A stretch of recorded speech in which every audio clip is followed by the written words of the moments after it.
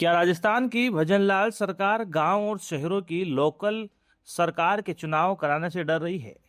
क्या सच में double engine की सरकार को अपनी हार का खौफ सता रहा है?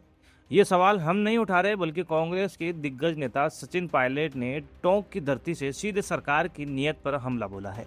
पायलट ने दावा किया है कि सुप्रीम कोर्ट के आदेशों को ठेंगे पर रखकर चुनाव टाले जा रहे हैं, ताकि जनता बीजेपी को आईना न दिखा सके। आखिर इन चुनाव में देरी की असली इनसाइड स्टोरी क्या है और इससे गांव के विकास पर क्या असर पड़ रहा है? आइए आसान भाषा में सचिन पायलट के इस सियासी हमले का पूरा पोस्टमार्टम करते हैं। आज हम बात कर रहे हैं राजस्थान की उस जमीनी राजनीति की जो सीधे आपकी पंचायत और आपके नगर निगम से जुड़ी है।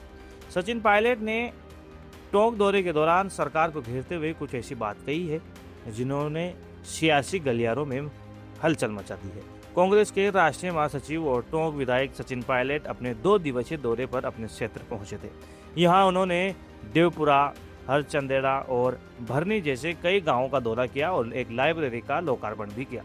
लेकिन इस दौरे का सबसे बड़ा आकर्षण रहा उनका वो बयान जिसमें उन्होंने बीजेपी सरकार के पिछले 2.5 साल के कार्यकाल को असरहीन बताया। पायलट ने आरोप लगाया कि राज्य में अफसरशाही पूरी तरह हावी हो गई है और सरकार सिर्फ विपक्ष को कोसने का काम कर रही है।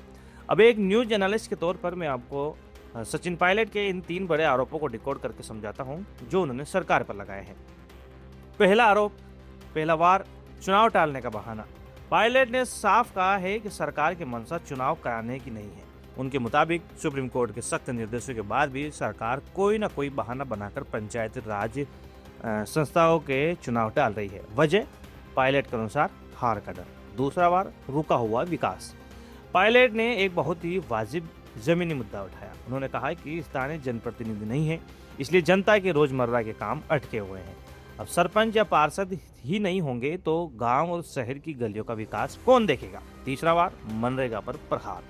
पायलट ने आरोप लगाया कि सरकार ने मनरेगा की प्रक्रिया को इतना जटिल बना दिया है कि काम बंद पड़े हैं। इससे न केवल मजदूर परेशान है, बल्कि गांव की अर्थव्यवस्था भी कमजोर हो रही है।